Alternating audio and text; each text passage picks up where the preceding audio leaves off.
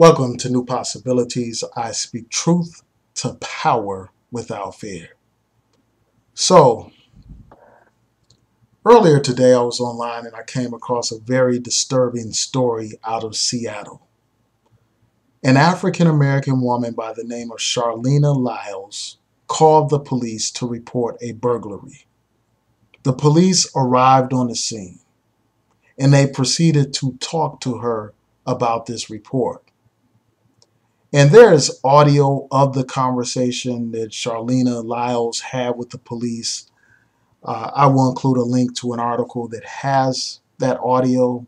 Also, I'll include a link to a news report about this incident. Now, one thing that's very troubling about this audio is that there are gaps in the audio. So the audio apparently has been redacted. So there are segments that we do not hear of their conversation.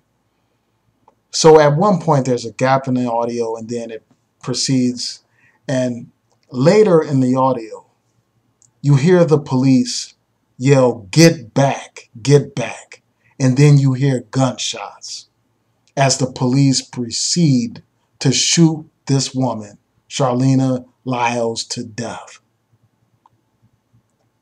This woman was pregnant when she was killed by these police, and she was killed in the presence of her children. This is the world we live in right now. A black woman who's pregnant gets killed in front of her children. Now, before the police arrived on the scene, they had prior dealings with Charleena Lyles. They knew about her history of mental illness because they had conversations with her before. There had been prior issues with her before, and they knew full well that she had mental issues. So they should have been prepared. And because of them knowing about her history, 2 officers arrived on the scene instead of just 1. It seems like any reasonable officer could have used some kind of alternative means to subdue this woman. They could have used tasers. They could have used pepper spray. But they instead decided to use lethal force against a pregnant woman in the presence of her children. Now, the police claim that the woman had a knife or some other kind of sharp object, scissors or something to that effect, posing a threat to these officers. But we don't have any actual proof of this at this point. We don't have any proof. Again, the audio is redacted. There is no video evidence at this point of a shooting, of what actually happened. I wonder if these officers had body cameras, but the article that I read didn't mention anything about body cameras. So there may not be any video evidence at all. So we don't even know if this woman had a knife. We don't even know that, because we know that police have been prone to lie, to invent things to protect themselves. So we don't know. And even if she did have a knife or some sharp object, this was a small woman, according to these reports. And these police have other means of subduing suspects besides shooting them. I mean, these officers have batons, they have pepper spray, they have tasers. There is no justification for this crime that these police committed, killing this woman in cold blood in front of her children. You would think that these police would be trained on how to deal with people that suffer from mental illness. Apparently, these officers were not trained. And for that reason, and for, just the circumstances of this tragic death, I hope that the family brings not only criminal charges. I hope that criminal charges are brought. I hope that a civil case is brought. And I hope that there is some kind of justice in this case, whether monetary justice or justice in the criminal court system, because this is outrageous. is just absolutely outrageous. I mean, these police practically have a license to kill black people. In these cases where black people are even killed live on camera, often the perpetrators, these police, are rarely tried, and when they are tried, more likely than not, they are found not guilty.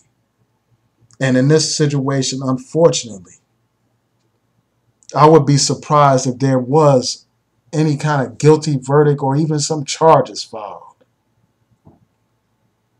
because that's the nature of the system. These officers are going to say that they feared for their safety. They're going to say that she had some weapon, a knife or something like that, to justify this murder of this pregnant black woman. That's what's going to happen. I was on Facebook and I saw somebody post a picture that had all these names of victims of police brutality. And next to their names, it had the words, "no conviction." All these victims of police brutality and no convictions. I mean, we just recently heard about the Philando Castile case, the brother who got killed and his girlfriend captured video shortly after that shooting.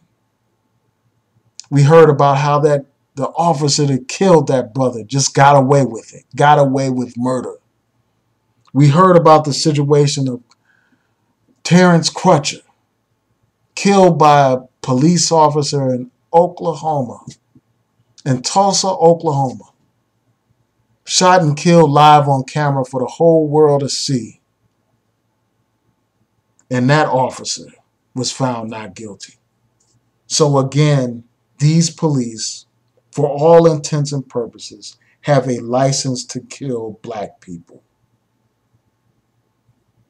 And when we have this kind of situation where the people can't rely on the police, where the people can't rely on the court system to render justice, that's when the people take matters in their own hands. That's when the people began to rebel. When this situation persists, where people have no hope, where people have no faith, basically you are creating the seeds of rebellion, the seeds of revolution. It's just a matter of time before you have the next Baltimore or the next Ferguson. It's just a matter of time, because the people have had enough. The people are sick and tired of a system that allows this kind of brutality to continue. They're sick of turning on the news and hearing about the next black woman or black man being killed by the police. They're sick of hearing the news stories about how the police officer got away with murder and how the jury found them not guilty, or how this jury how there wasn't even a case filed. The people are outraged. And there is no situation more outrageous than this: a pregnant woman killed in the presence of her children.